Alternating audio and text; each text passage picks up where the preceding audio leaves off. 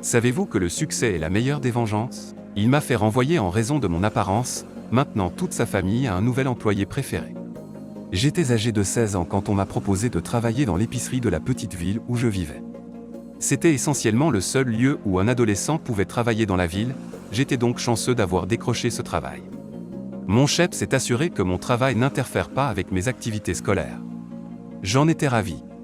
Au début, mes tâches comprenaient le réapprovisionnement des étagères pendant la nuit et le nettoyage de l'ensemble du magasin. Mon patron a rapidement reconnu et récompensé mon dur travail en me confiant des responsabilités supplémentaires. Je suis passé de balayeur à caissier, puis à responsable du soir une fois que j'ai terminé le lycée.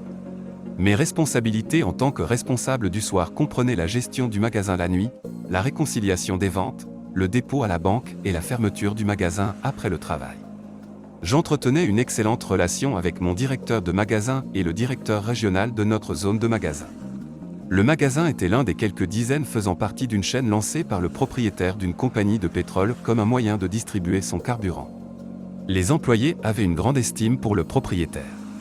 À chacune de ses rares visites au magasin, il se montrait aimable et nous remerciait pour notre travail.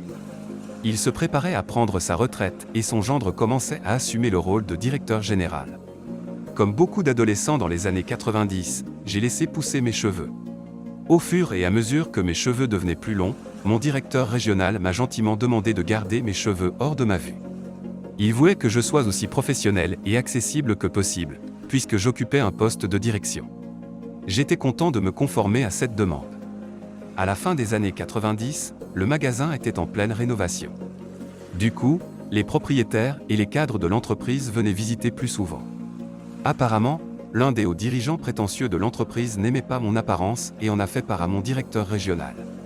J'étais un employé apprécié, et mon directeur régional avait expressément indiqué que mon apparence ne posait pas de problème. Il lui a rappelé qu'il n'y avait aucune règle contre mes longs cheveux dans les réglementations de l'entreprise. Néanmoins, mon directeur régional m'a informé de la situation et m'a prévenu que ce dirigeant pourrait revenir à charge, me conseillant d'être sur mes gardes s'il disait quelque chose. Quelques semaines plus tard, ce dirigeant hautain est revenu au magasin avec des documents à remettre au directeur du magasin.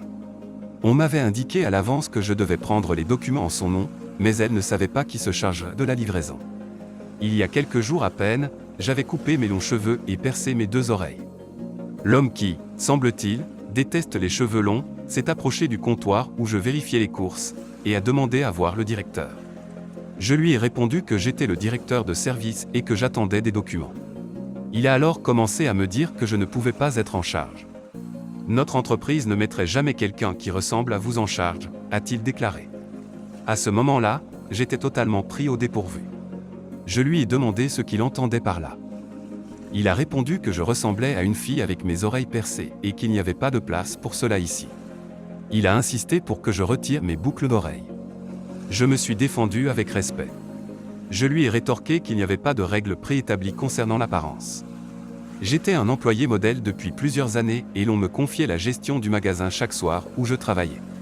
Il m'a réprimandé devant certains de nos clients habituels parce que je m'étais opposé à lui.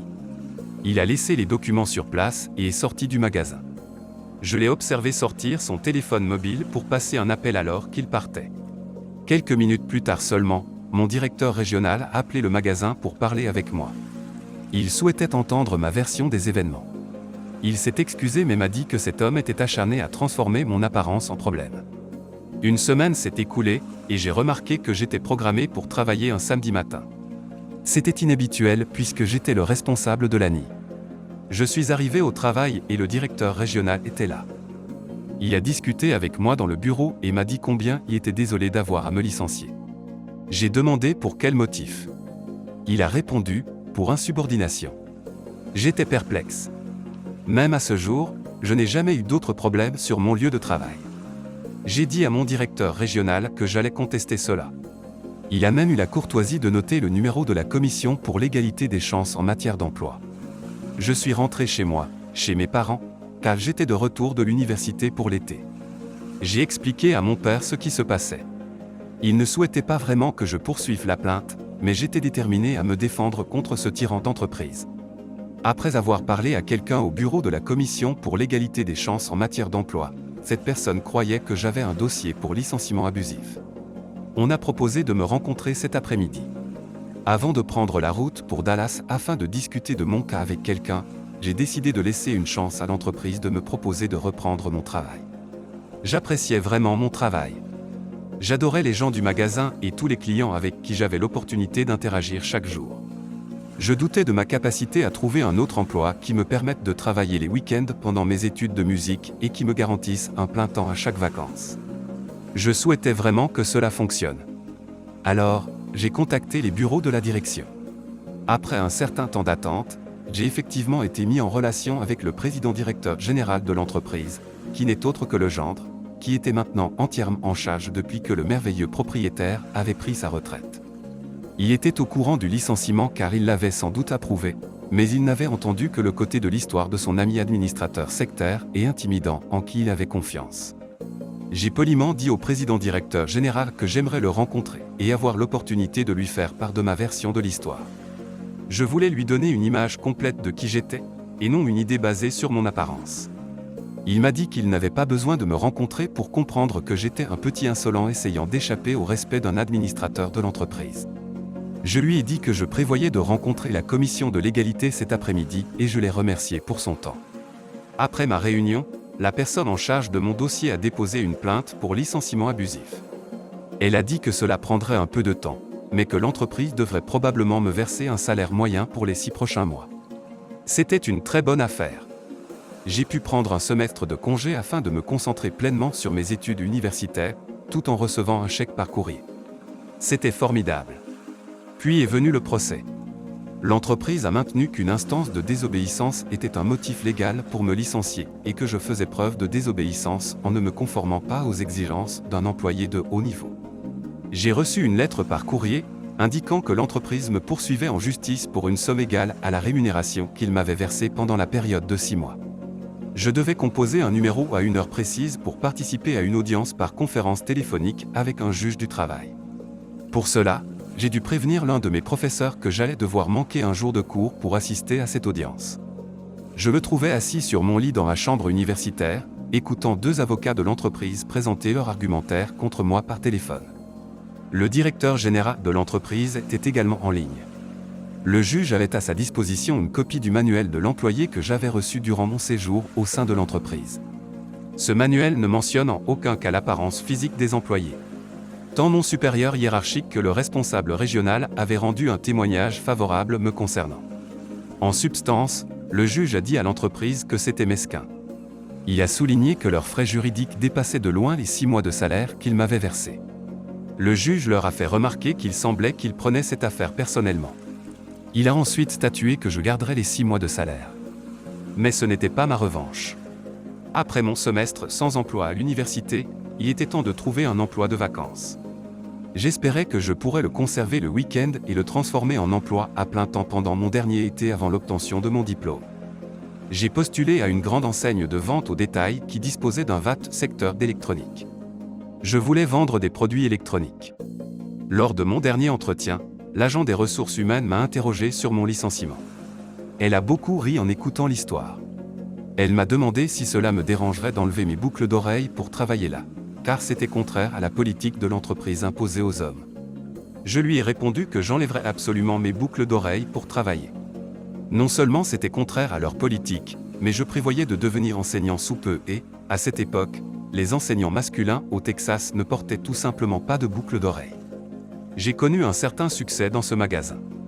La télévision haute définition venait juste d'apparaître, et les écrans de projection de grande taille se vendaient comme des petits pains. Je travaillais à la commission, et les chèques de salaire étaient généreux.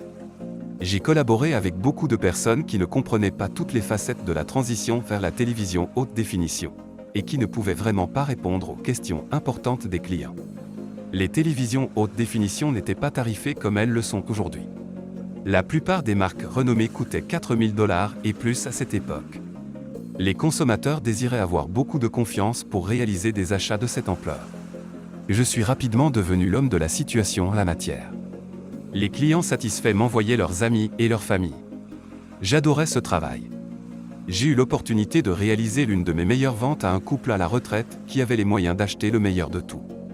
Ils souhaitaient le meilleur, mais ils voulaient comprendre tous les détails et être confiants dans leur achat. Il s'était rendu dans plusieurs endroits incapables de répondre à leurs questions avant de venir me voir. Quelque chose chez cet homme me semblait familier. J'avais l'impression de le connaître d'ailleurs, mais je n'arrivais pas à me souvenir d'où. Au moment de l'achat, les clients devaient me donner leur nom et leur adresse pour l'envoi de la commande.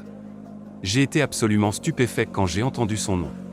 En effet, c'était un ancien propriétaire, maintenant à la retraite, de la chaîne d'épicerie où je travaillais auparavant. Je ne l'avais pas reconnu en vêtements décontractés et en dehors de l'environnement du magasin. Sa femme était merveilleusement gentille et me faisait beaucoup de compliments. Elle a dit qu'elle s'apprêtait à offrir à sa famille des dons financiers pour les fêtes afin qu'ils puissent avoir des télévisions haute définition dans leur maison. Elle allait leur recommander de venir me voir pour l'achat. Je me souviens encore de ce que j'ai ressenti le jour où le gendre, qui est directeur général, est venu dans mon magasin et a demandé Greg.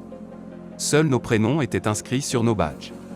Il ne visitait pas vraiment l'épicerie comme le faisait son beau-père, dirigeant plutôt l'entreprise depuis le siège social.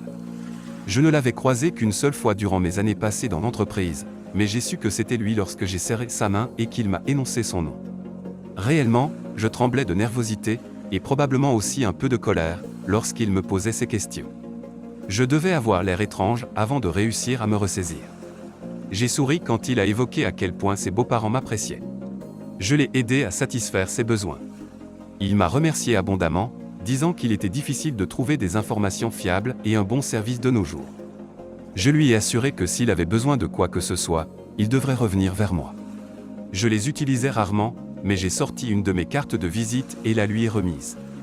Je lui ai dit de demander Greg Hamilton. Il a regardé la carte puis a lentement levé les yeux vers les miens. Le PDG a longuement étudié ma carte, puis m'a regardé. Greg Hamilton, tu as déjà travaillé pour nous, n'est-ce pas ? J'ai hoché la tête, gardant ma voix stable et posée. En effet, c'est le cas. Gérant de soirée. C'est exact. Je me souviens, murmura-t-il, la confiance dans sa voix vacillante, remplacée par un évident malaise. Je suis ravi d'avoir fait une impression sur vous. Comme vous pouvez le voir, je m'en sors plutôt bien ici. En fait, je suis l'un des meilleurs vendeurs, déclarai-je fièrement. Il semble que mon apparence n'ait finalement posé aucun problème. Son visage a légèrement rougi alors que mes mots s'imprégnaient. J'ai fait attention de ne pas fanfaronner, mais j'éprouvais un fort sentiment de satisfaction. Il s'est éclairci la gorge, manifestement déstabilisé. Eh bien, c'est bon à entendre. Oui, c'est le cas, ai-je répondu, gardant un ton professionnel mais ferme. C'est toujours agréable quand les capacités et le dévouement d'une personne sont plus appréciés que son choix de boucle d'oreille. Ne seriez-vous pas d'accord, monsieur ? Il me fixait, visiblement pris au dépourvu. Après un moment, il a simplement acquiescé, manifestement à court de mots. Avant qu'il ne puisse répondre, j'ai continué. Ce fut un plaisir de vous aider aujourd'hui, monsieur. Et ne vous inquiétez pas, vous obtiendrez le meilleur service de ma part, tout comme n'importe quel autre client. Il a quitté le magasin après cela. Je l'ai regardé partir, savourant ce moment de triomphe inattendu. Oui, qu'il aille au diable, ce type. Merci de nous avoir écoutés, n'oubliez pas de vous abonner et de liker la vidéo si elle vous a plu. À bientôt pour de nouvelles histoires.